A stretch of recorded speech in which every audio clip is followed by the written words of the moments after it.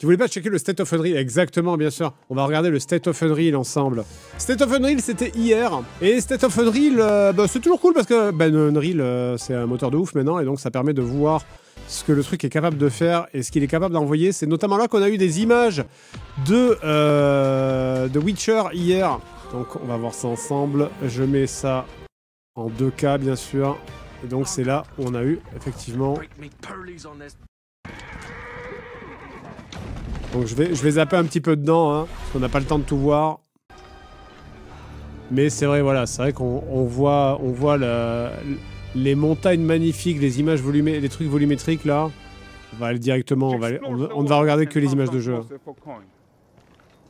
The region we are in is called Kovir, and you'll get to explore it in a game. Right now, Ciri is investigating the monster, and after gathering new clues, she is heading back to a nearby village. Oh putain, il a un accent polonais à couper au couteau. Ah, les montagnes sont belles. Hein. Ça, le jeu, il fait des beaux trucs, il n'y a pas de problème. La gestion du... Voilà,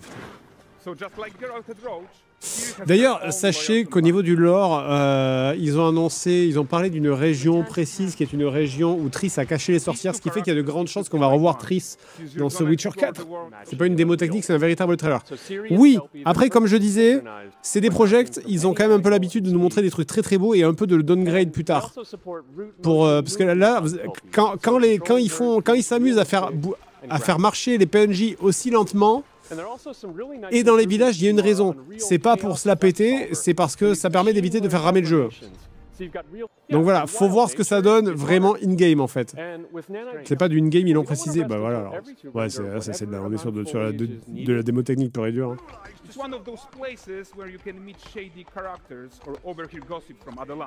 Mais après, ça donne une idée, de vers là où il se dirige. Le truc, c'est qu'il le marque nulle part. Hein. C'est marqué nulle part, hein, démo technique. C'est marqué nulle part. Hein. Il n'y a pas marqué in-game footage non plus, donc c'est vrai que normalement, il le montrerait. Mais c'est vrai que c'est magnifique. Le nombre de PNJ qu'on voit à l'écran, le fait que les gens se retournent quand... Mais ça, tu vois, ça c'est génial, ça. Ça, c'est génial. Moi, regardez les deux PNJ à droite, là.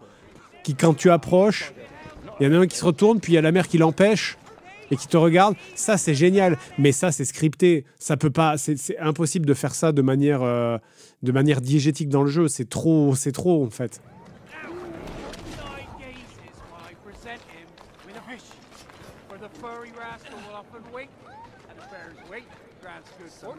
T'as les PNJ qui te regardent quand tu passes. C'est trop naturel, en fait.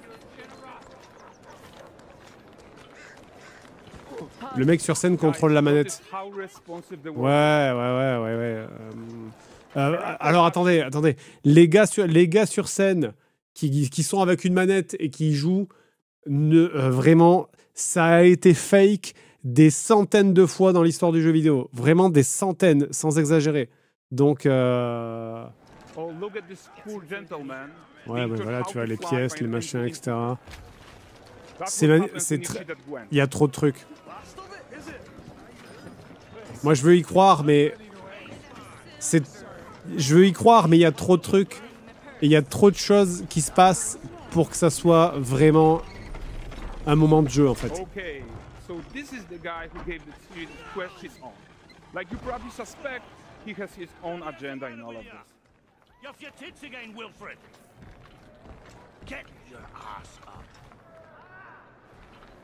Je veux dire, Cyberpunk 2077, vraiment, rappelez-vous. Hein.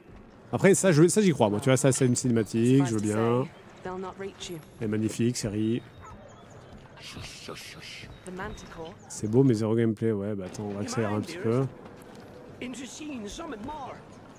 Ça, tu vois, ça c'est beau, c'est très très beau, d'accord, mais c'est pas... Ça peut être du précalculé.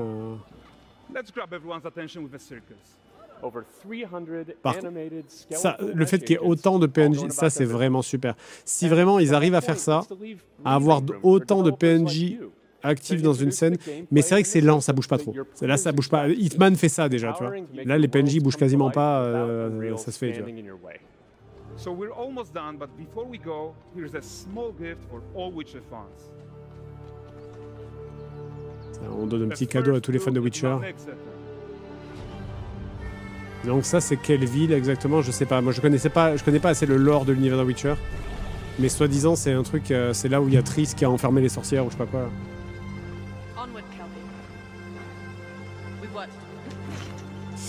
Yes. A few moments later. Enfin, là, je suis sur ma fin de ce State of Play, c'est abusé. Bah, c'est vrai que j'attendais du RE9, on l'a pas eu. J'attendais du remake 3, on l'a pas eu. C'est vrai que Moi, j'avais pas vu le Silent Hill. C'est le seul jeu où il y a écrit genre capturé sur PS5 Pro, alors que c'est un des jeux que j'ai trouvé le moins impressionnant. Oui, mais Silent Hill, c'est un double A. Pour moi, c'est un double A. Pas choqué par ce que j'ai vu. Hein. C'est moi Silent Hill. Là, surtout, c'est pas un jeu qui est réputé pour être extrêmement beau, quoi, tu vois, donc... Ah ouais, mais c'est de l'Unreal Engine. En fait, ce qui est marrant, c'est qu'on sort d'une conférence Unreal où ils sont là, genre, avec la 5.6, vous doublez les FPS sans faire surchauffer votre console, ça va être incroyable, voici Siri, voici des montagnes, voici machin. Bah, et là, tu vois des jeux PS... Faut voir quand est-ce qu'ils l'ont fait, retour à la réalité, quoi. faut voir des jeux, faut voir comment ils l'ont fait, quoi. Mais bon... C'est vrai que pour l'instant, le truc le plus impressionnant, ça reste la démo de Witcher 4, qui, encore une fois, moi, je fais pas 100% confiance à CD Projekt, hein, parce que j'étais là à Witcher 3, j'étais là à Cyberpunk 2077. Cyberpunk, ouais, voilà, donc on sait que entre ce qu'ils montrent et le résultat final, alors, moi, surtout que j'ai vraiment bien regardé la démo. Il y a des trucs pour moi, c'est impossible. S'il y a des trucs vraiment, j'y crois pas une seconde. C'est genre les PNJ, il y a un moment où t'as Siri qui approche dans le village, il y a une enfant, non c'est pas ça, c'est qu'il y a une enfant qui se retourne, et puis il y a la mère qui voit que l'enfant se retourne, qui protège l'enfant, puis qui retourne. Ça, pour moi, c'est un peu... qui se barrent là et tout, ouais. Ouais, pour moi, c'est impossible à faire dans un truc non scripté, c'est impossible. C'est full bullshit. Comme ça, ouais. Ouais, c'est impossible. Mais il y a une subtilité hein, avec ce Witcher, c'est qu'en fait, eux-mêmes, quand ils ont reposté les screenshots, ils ont mis entre parenthèses, attention, ça tourne bel et bien sur une PS5 normale, mais c'est une tech démo pensée pour la faire tourner sur PS5 normale, donc c'est pas non plus une slice du jeu, tu vois. Ouais, bien sûr. Donc c'est pour ça qu'ils disent c'est pas du vrai gameplay, donc il y a quand même le gars qui a bougé la caméra, mais en même temps après il a activé je sais pas le mode photo qui fait les tranches du cheval sur les muscles. C'est malhonnête parce que t'as un gros plan du gars avec une manette dans les mains alors que le gars il doit rien faire. C'est un vrai. Ouais, j'ai trouvé ça un peu malhonnête parce que je sens qu'on va tomber de haut là-dessus quoi. Ouais. Même si bon ben voilà c'est. Je pense que ça sera vraiment très beau, mais ça va pas ressembler à ça. Quoi. Ou sur PC, sur un gros PC, mais sur une PS5 fat, faut arrêter de prendre les gens pour des cons quoi. Ouais, bien sûr. Mais ouais non le state of play là genre en fait à la fin j'étais là genre ben moi je veux bien débrief avec Fred hein, mais j'espère qu'il a aimé quelque chose dans l'histoire parce que sinon bah je te dis hein, James Bond en vrai c'est le seul truc qui m'a marqué. J'ai oublié le reste vraiment j'ai oublié le reste. On a vu le Ninja Gaiden en pixel art qui a l'air plutôt pas mal. Il y a le nouveau jeu enfin Lumines 2 en fait par le créateur de Rez là pour bien être en transe. Ah ouais franchement là genre ça donne pas envie de précommander une PS5 Pro ni Mortal Kombat collection là. Nioh 3 en fait Nioh 3 c'est le seul jeu qui avait l'air être à niveau PS5 fluide, grosse baston, gros boss pour les fans de Souls-like énervés là. One eternity later. C'est comme ça que je l'ai compris en mode genre t'as cette espèce de gros truc parce que tu sais à chaque fois le mec il est enfermé, les premières images elles avaient l'air de montrer ça. Moi je suis quand même curieux même je vous parle à vous, ça a l'air un peu je voudrais vraiment partir mais ou des esquives là. Donc je wait and see mais ça faisait longtemps il était quand même annoncé avec la PS5 en 2019. Là, savoir qu'il revient en 2026, bon, ça me turlupine un peu, quoi, parce qu'en fait, j'ai pas l'impression qu'il est game changer du tout, quoi. Surtout par rapport à le jeu là où le gros doit essayer de marcher droit là. Vraiment. Bah ouais, mais moi, tu vois, je jouerai à celui-là et pas à l'autre, tu vois.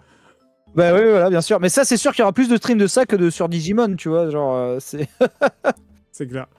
Bon, moi je me casse. Après, il y a le jeu de Montpellier qu'on n'a pas mentionné. Tu sais, cette espèce de jeu d'enquête où tu peux voir les anciennes runs des autres gars qui ont fait des choix sur des atolls façon Waterworld.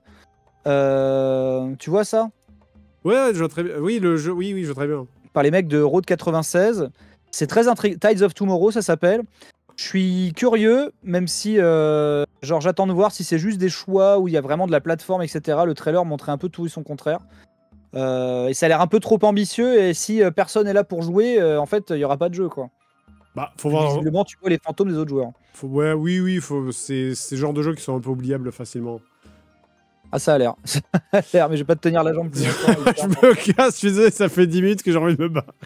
Je vais voir mon épouse qui m'attend là depuis tout à l'heure là. Allez, je comprends.